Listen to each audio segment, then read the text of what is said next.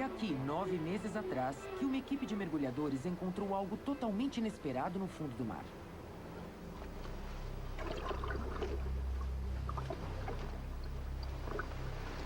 Era uma pequena planta que eles nunca tinham visto antes.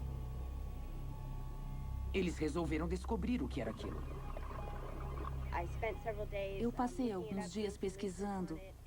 Finalmente achei uma foto e quando abri no computador, senti um frio no estômago. O que a bióloga marinha Rachel Woodfield tinha visto a levou rapidamente de volta para a laguna.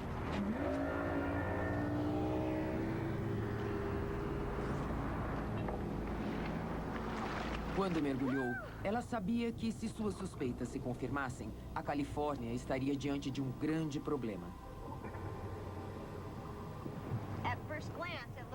À primeira vista, parece que elas só estão ali, mas quando você investiga, vê que dentro da zostera há uma série de ramificações que saem do meio da zostera como se rastejassem pelo leito da laguna. A bióloga americana sabia que a planta tinha uma reputação terrível de dominar e destruir todo o ecossistema. Estamos considerando o pior cenário. Se nós não a controlarmos, vai dominar completamente esta laguna. E se estivermos enganados, eu prefiro errar superestimando e não subestimando o problema. A laguna está diretamente ligada ao mar. O maior medo deles era que a alga escapasse para o Pacífico e dominasse toda a costa da Califórnia.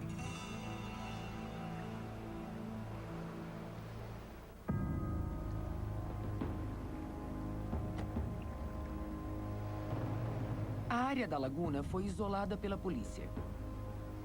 Mas ninguém sabia como destruir a planta ou impedir sua propagação.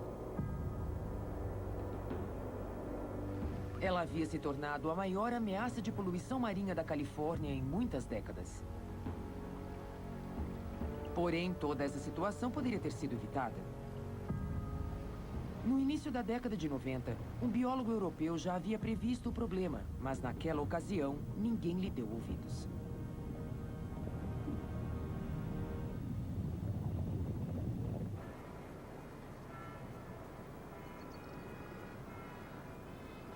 Tudo começou 12 anos atrás, a milhares de quilômetros, em Mônaco.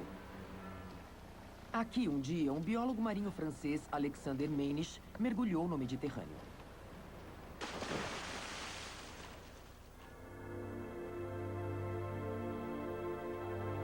Meynisch era um especialista em vida marinha do Mediterrâneo.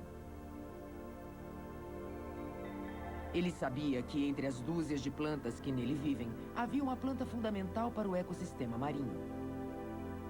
E que, normalmente, ela cobria grandes áreas do fundo do mar. É uma planta marinha verde escuro acinzentada chamada Posidônia.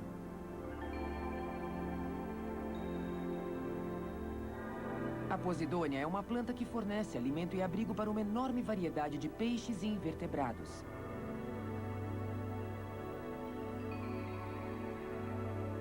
Mas naquele dia, quando Alexander Meynisch mergulhou, nada estava como ele esperava que estivesse. A água estava bem cristalina. O sol estava brilhando e a visibilidade era boa.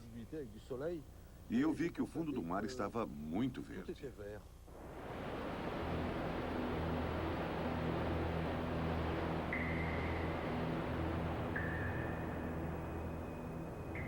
Eu pensei, é impossível, não deveria haver uma alga marinha tão verde por aqui. E onde Meynisch esperava encontrar toda aquela diversidade de vida marinha comum do Mediterrâneo, tudo que ele pôde ver foi um tapete verde denso de algas marinhas, que ele nunca havia visto antes, estendendo-se por centenas de metros. Tudo estava tomado por aquilo.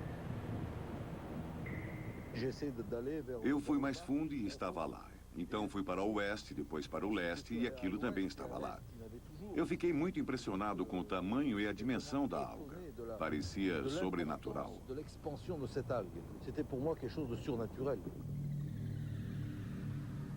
Quando ele estudou essa planta extraordinária, notou que era uma variante gigante de uma alga tropical chamada Caulerpa taxifolia. Mas como uma planta tropical sobreviveria em águas tão frias como as do Mediterrâneo? Eu não entendia como uma alga tropical tão vigorosa podia resistir ao frio e sobreviver. E não só isso, ela se expandia. Era extraordinário. Ele resolveu investigar e descobrir o que estava acontecendo.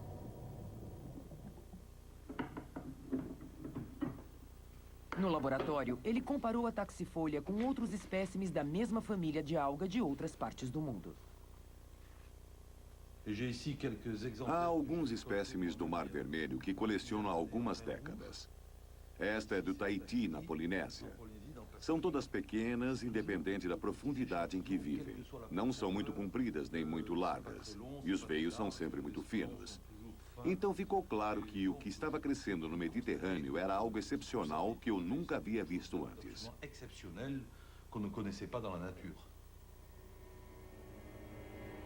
Esta nova planta era maior, mais forte e mais vigorosa do que qualquer outro espécime da caulerpa. E normalmente viviam a milhares de quilômetros de distância nos trópicos. É um gigante comparado às que são encontradas nos mares tropicais. Era diferente de qualquer outra coisa no mundo. Eu fiquei completamente aturdido. Fiz mais algumas pesquisas, mas tudo confirmou a minha primeira impressão. Era um ser estranho, uma coisa anormal e sobrenatural, que estava começando a se desenvolver no Mediterrâneo.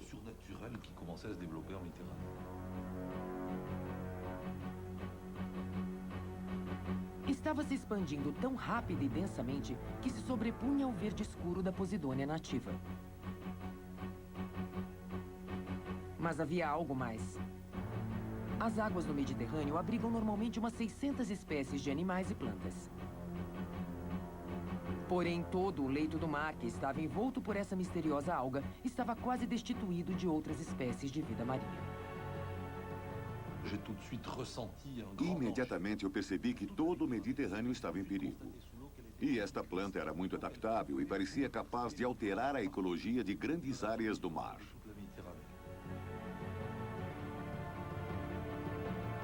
Parecia algo saído da ficção científica. Por que uma alga tropical gigante estava florescendo no Mediterrâneo?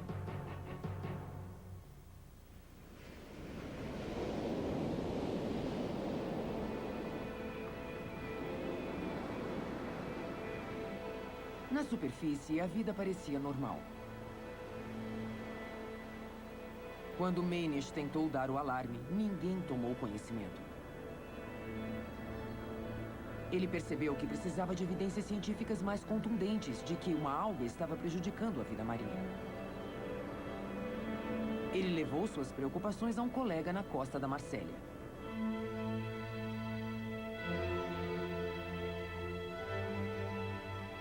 Charles-François Baudouresque é um dos maiores especialistas da França em vida animal no Mediterrâneo. Alexander Menech me telefonou algumas vezes para dizer que ele tinha feito uma incrível descoberta. Ele me convidou para ir até Nice dar uma olhada. Eu disse, claro, claro, mas uma outra hora. Ele levou um ano para me convencer a ir ver as colônias de Caulerpa taxifolia.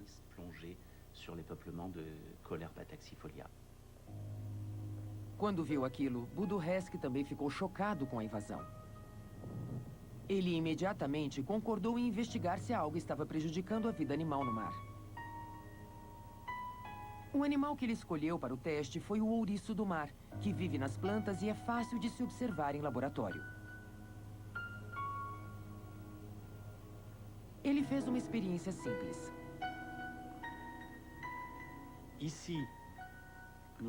Este ouriço foi alimentado com algas nativas do Mediterrâneo.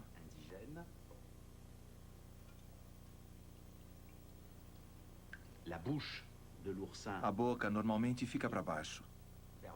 Nós viramos e o colocamos com a boca para cima.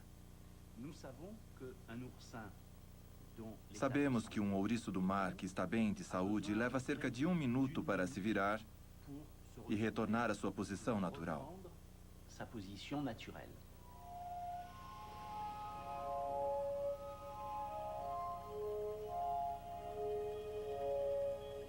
Quase que imediatamente, o ouriço começou a projetar pequenas ventosas, mexer os espinhos e a lutar para se virar.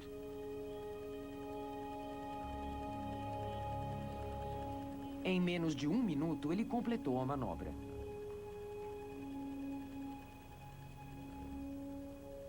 Voilá. Pronto. É um atleta. Um atleta muito bom.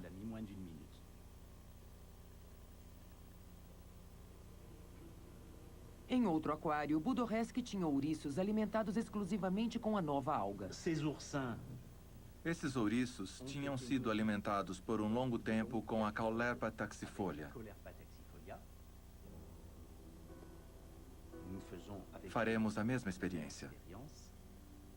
Vamos virá-los e contar o tempo que eles levarão para voltar à posição original. O tempo que estes ouriços demoraram para voltar à posição arrastou-se de 2 minutos. Desafiando perigos semelhantes aos enfrentados por Shackleton,